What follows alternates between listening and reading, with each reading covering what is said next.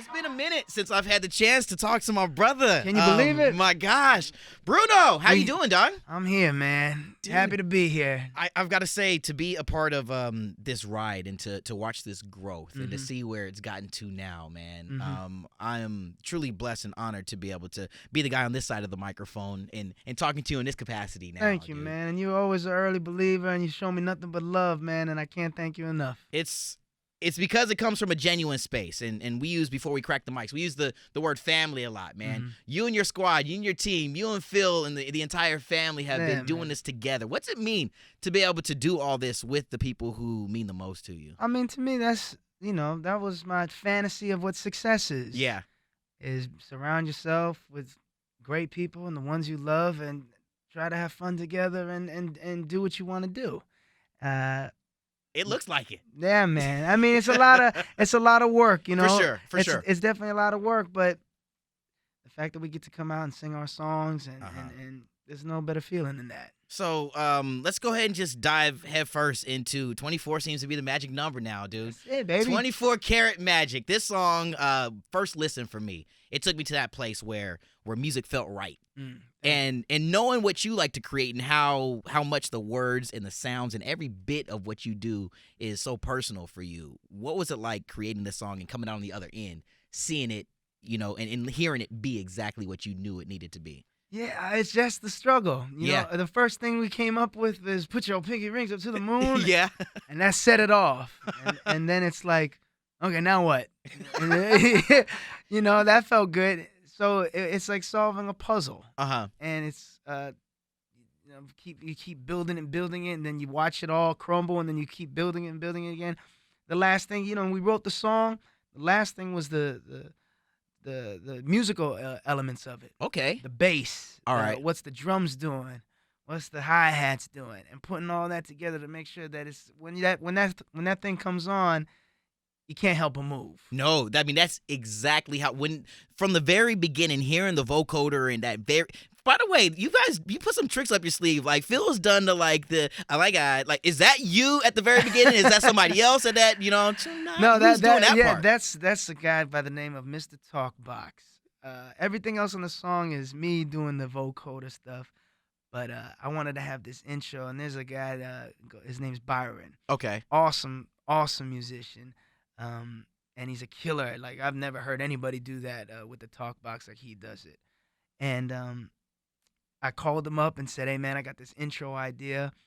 Sang it to him, recorded it, and sent it to him. And we were going back and forth over the phone, and we finally got it to a place. Nailed it. And he's just, it sets the record off. And when you're speaking of that, setting the record off, it's a title track, man. That's it, man. What can we expect? I mean, a whole lot of this good music. I mean, what's to be said about 24 Karat Magic, the story that you're telling us with the album? Well, like every album, I feel like there's something that I want to feel in my soul. I right? got you. There's a void maybe I feel that I want to hear. There's a feeling or a groove that I want to hear. So that's what I try to tackle. And with this album, you could tell by the visuals that we were, very 90s influence. Yeah, man. When, it was okay to have a good time. It was okay to dress flashy. House party music. Yeah, it was okay to, dance and flirt with a girl on the dance floor and smile. And that's the kind of, that's the feeling that we were chasing with the first single and the rest of the album. So you're going to hear that it's rooted in this kind of, it's written in this 90s spirit. I'm not going to say that it's 90s music, but I just know that we were going into the studio thinking about the people that have done, why we fell in love with music. For sure. Growing up watching Bobby Brown and Diddy and Mace, and man. and this is why we're Tony, yeah. Right. And this is why, this is why I'm even here and talking to you, is because that's from my childhood. Yeah. And going to school and doing the dance battles and everything. Were you winning those dance battles? Let me ask you that. Absolutely. You were crushing them, huh? What? All right. Cabbage Patch. All of Roger that. Rabbit. And all of that. Oh, look at that. We're breaking stuff. Look, the power is so great. We're breaking stuff in the studio, bringing it back. Damn it. Yo, I want to rewind time a little bit, man, and say congratulations. We haven't been able to talk since a couple of times on stage. Man, you at the didn't Super change, Bowl, man. You didn't change. I done grew up a little bit. The glow up. That's what we're calling it. That's what it is. I want to ask you, man, stepping out on the halftime of the biggest stage on the planet, man. When you got those phone calls, when you got those emails, and you actually had the opportunity to come out the tunnel and do what you did and prove to the world that you were the entertainer that we knew that you were.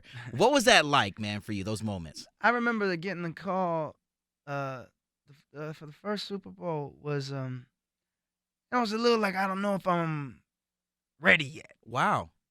As far as, of course, it's a dream of mine to play the halftime show, but my second album just came out when I got the call, and I don't know. I didn't know how to feel about that. Okay. I don't know whether or not I had the catalog yet to go out and then it was one of those things. It's like, man, if I say no to this, that I might regret that for the rest of my life. Yeah. If I say no, and I wasn't gonna let that happen. I'm glad you did it, and the world is glad you did it. Because, I mean, for me to see it before, to watch it at, to watch the show, to watch the iHeartRadio Music Festival show, and to know that you can bring that out of everybody, moms, grandmothers, brothers, sisters, uncles, grandfathers, and to know in my heart that it was something that you could hold your own. You knocked it out the box. Not one. This is the first time that anyone has ever back to back. Yeah, brother. Man, they took a chance on me. That first one, they took a chance on me. There's a lot of people skeptical about it and saying, I think it was the way you did that James Brown. You know what I'm saying? When you hit them that foot back. action, dog. You had that to foot let action. them know. That was it. No, super proud of you, man. I Thank just you, want to man. at least make sure that you know that coming from a fan. That, Thank you. You lived up to every bit of our expectations. Thank you, man. So, it means a lot. As intimidating as you might have thought it was, bro, you got out there and didn't sweat. Hey. You know what I mean? Here's the deal. I want to throw some fan questions your way, bro. Come on, let me These know. are good, man. Let me know. You said that this is the best album I've ever done. This third album coming up here right here. Yeah, out of all my albums, my third one. At Hubbard's1 wanted to know, man, what do you like to do when you're not working on this best album that you've ever done? But what do you like to do in your free time when you're not grinding in the studio or I'm a writing simple music? kind of guy, man. Yeah. I like going to the movies. I think we talked about that before. Yeah, I'm a movie guy. Super simple, you know, bungee jumping, parachuting, cage fighting, all that kind of stuff. Okay. Reliving Mario Kart in real life. Yeah, that's it. This comes from Chloe. She's in the question, who was the first person that you called when you finished the album? Who was the first person that I called? When you just knew it was complete and you had it all there. I think it was my record label. Wow. I said, it's done. Yeah. Get ready.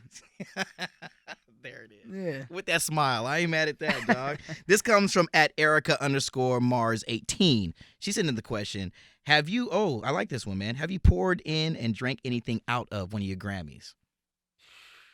Keep it 100. No, because I've seen other people do that. Okay. So I was like, you know what? I've seen people do that. I'm not going to do that. I'm going to do something different with my Grammys. And what was that different thing that you did? You hanging them from a chain somewhere? No, I pierced my nipple and I let one hang from it. Like, ain't nobody doing that. That's mine. Anybody else doing this, they copy it. Exactly. Terrence Taylor sent in the question, is there a song out now or in the recent past that you wish that you wrote? We all know, phenomenal songwriter. Oh, man, there's a bunch. Oh, wow. Where do we begin? What did I just hear the other day? And I was like, damn, I wish I wrote this. Let me think. All right. I just heard it this morning, actually. And I was like, damn, I wish I wrote this. It might have been a Lauryn Hill song. Well, who are you a fan of now that's really kind of doing it right? How about we go that way? Well, my fan of, man, there's a lot of, I love, I love hearing Rihanna's voice on the radio. I think her voice is so unique and she just got that thing. Yeah. I don't think a lot of people are going to disagree with you on that one. She just got that special sauce. Yeah, I'm not mad at that one too. Here's a last question for you, Bruno. Mm-hmm. This comes from @JulesSwag off of Twitter. Did everyone you wanted to get set up with Super Bowl tickets? Or did you have to leave somebody off the list and say sorry? I had to leave man? A few people off the list. How difficult was that? It was tight with the tickets, man. It was real tight with the tickets. I was like, you know how much family I got? You know what uncles and cousins and aunties I got? But I had to leave a few people out. But you know what, though? The people that came said that, it's hard to see when you're in that stadium. Yeah. And you're watching it at home, we got it all, bro. You know what I mean? Yeah, man. That's sometimes the best seat in the house. For real, man. Again, dude, you're getting ready to drop a brand new album on us. Performing to open up the AMAs. So much amazing things. Not only the end of this year, but the beginning of next year. We cannot wait for everything that is Bruno. Yo, buckle up. Magic, man. Just tell them to buckle up. I'm with that, dog. Let's go. Some of those over-the-shoulder kind of seat belts. Exactly. NASCAR. Thanks again, man. I truly, genuinely, from the bottom of my heart, man, thank you for being a friend. And thank you for doing what it is that you do to spill it all out there for us, dog. My guy. That's what it is.